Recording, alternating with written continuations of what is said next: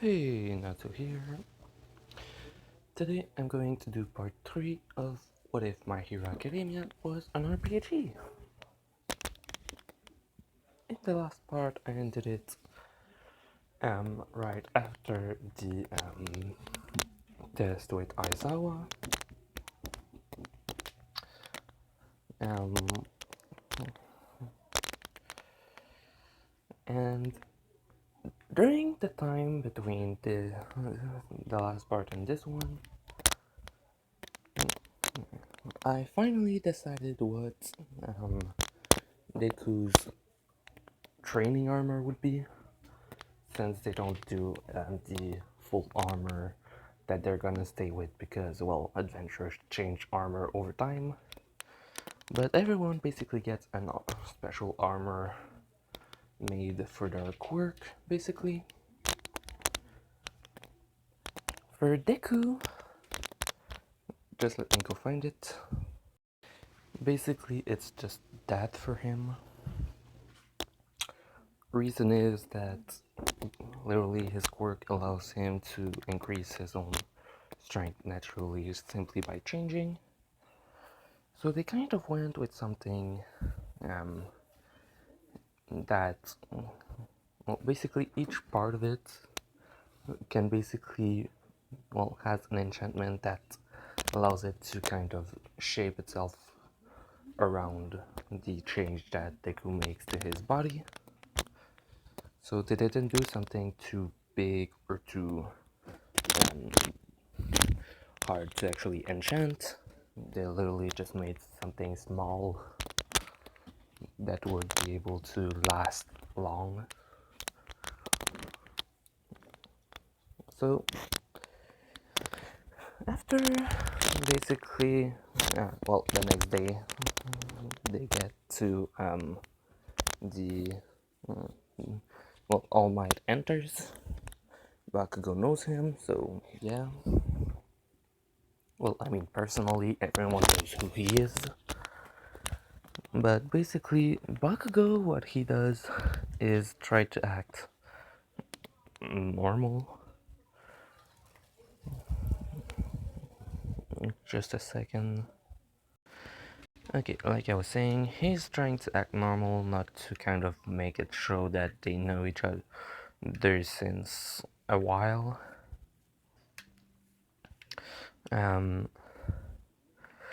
Basically, they get told to put on their armors to basically go for training, and they basically just do adventurers battle instead of hero versus villain. Like when two groups of adventurers basically go and find themselves in like a some ruins or stuff like that. If there is a treasure that both of them wants, they basically fight for it in an adventurer's battle. So basically, that's what they do. So instead of a city where they're going to do that, it's basically small temples, and kind of usually what happens is they're placed both at one end of it. It's a maze inside of it, and instead of just 10 minutes, they basically have an hour, where the way to win is or to put your enemies unconscious, unable to move, or for one of you to find the treasure first.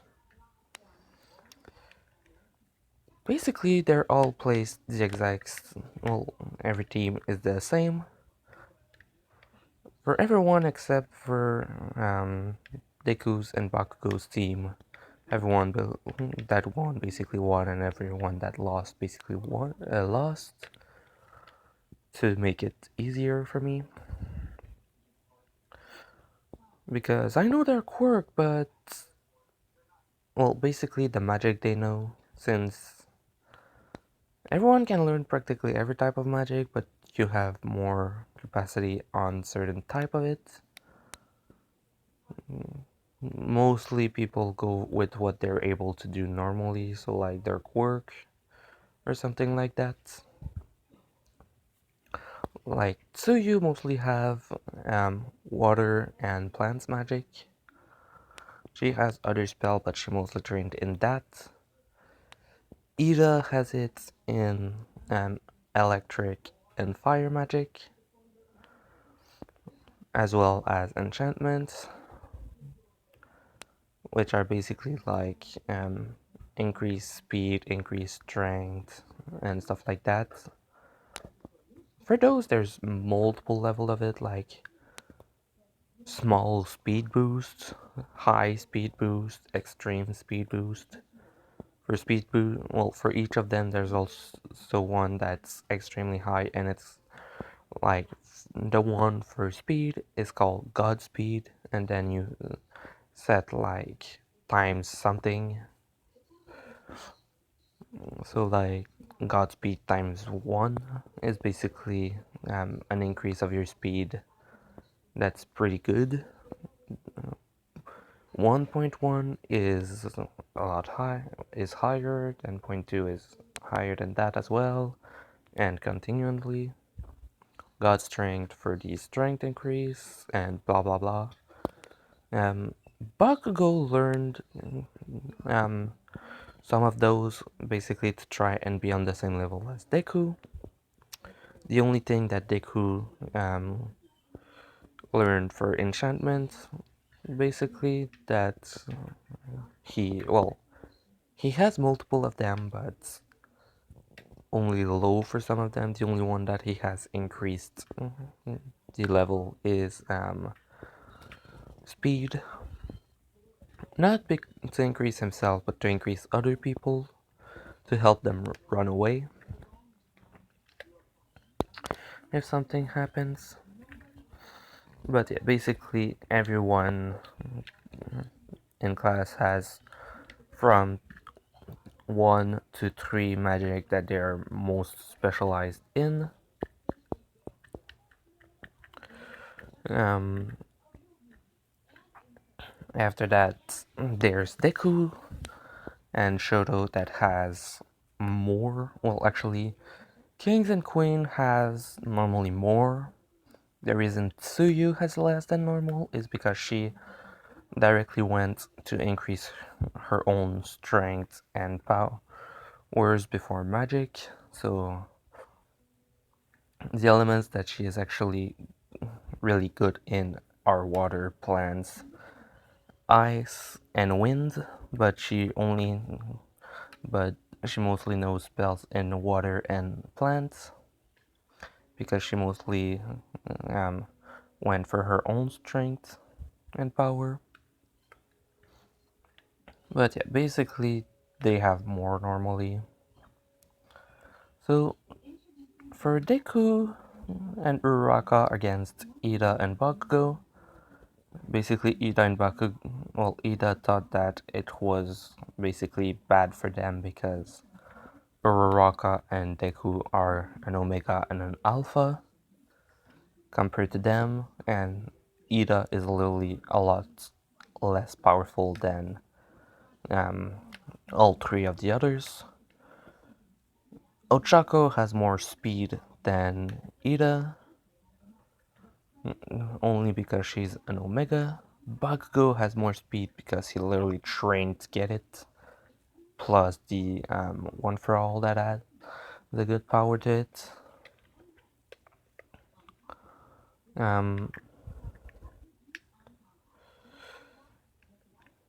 so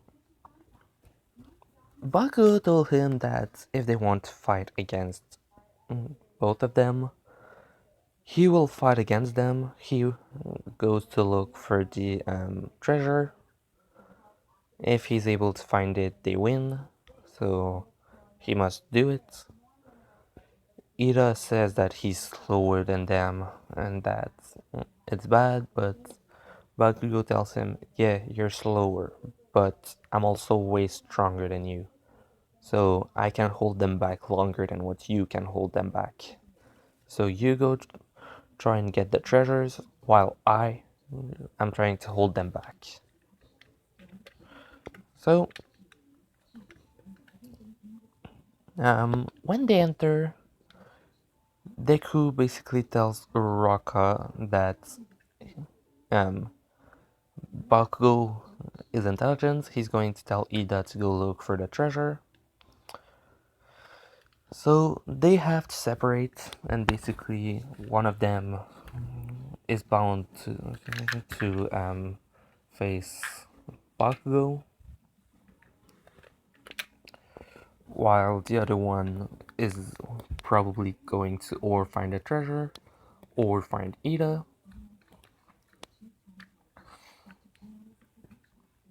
So Ochako says that she hopes she finds Ida or the treasure because against Bakugo she's pretty sure he's going to win. Since even if she's an Omega, she has power, but most of the thing that she trained kind of, well, she mostly trained her quirk and magic. She increased her strength and speed, but she's not really that capable in it. Like,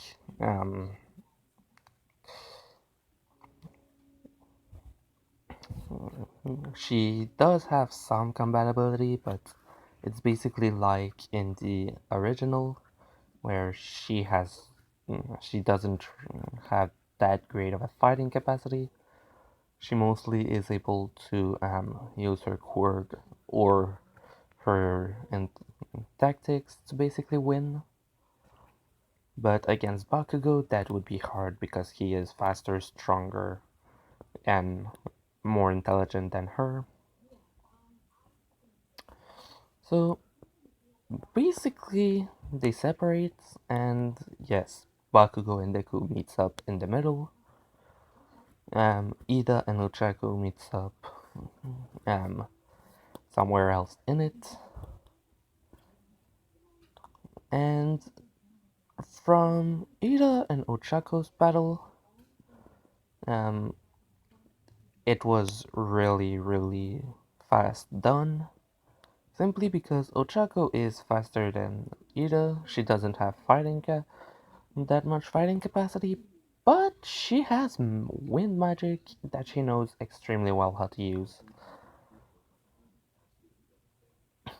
Like, everything that she can is her quirk and that, so basically she found a way to use it to her advantage. Like, Ida tries to send fire towards her, she can make wind basically or blast it away or to control it and send it back to him. For his electricity, she basically tries to dodge it, which she is kind of able thanks to the wind, but like just if she's able to. Sorry, I had to pause. Like I was saying, the battle against Ida and Ochako was happening, and basically the only reason why she won the battle was because Ida was trying to overanalyze something, and he tried to attack her, and she was able to basically, while he was kicking, well, firstly, the place where they fought wasn't in a cave, well, in a tunnel. They basically found a room with, well, basically, the room was around 10 meter from each. It was a cube of 10 meter by 10 meter by 10 meter with a, um, well, firstly, rock formations in it, like stalagmite and stalactites. There was also multiple rocks simply laying around. While they were fighting, she basically was using the fighting to touch the rocks, send them up. Ida wasn't looking. At some point, he kicked in a stalagmite, those that are on the ground, so stalagmite. and basically made everything fall on him. He didn't die, but he was knocked out, so she went back looking. During that time, the battle against, from Deku versus Bakugo was happening with a lot of differences. Both Deku and Bakugo knows multiple types of magic simply because All Might was teaching Bakugo to not stay in only one type of magic and to basically use more, so he trained to at least have 5 that he was good in. Um, he trained more in those that he wasn't expert in, but, well, not expert, but that he had um,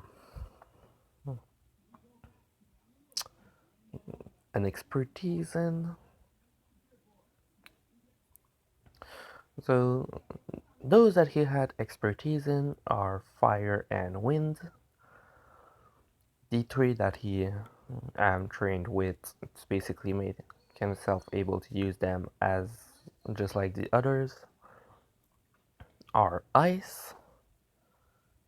Um, the other one, okay, yeah, ice, water, and ground. Well, earth, basically. So he can send fire, water, ice, make wind, and control earth.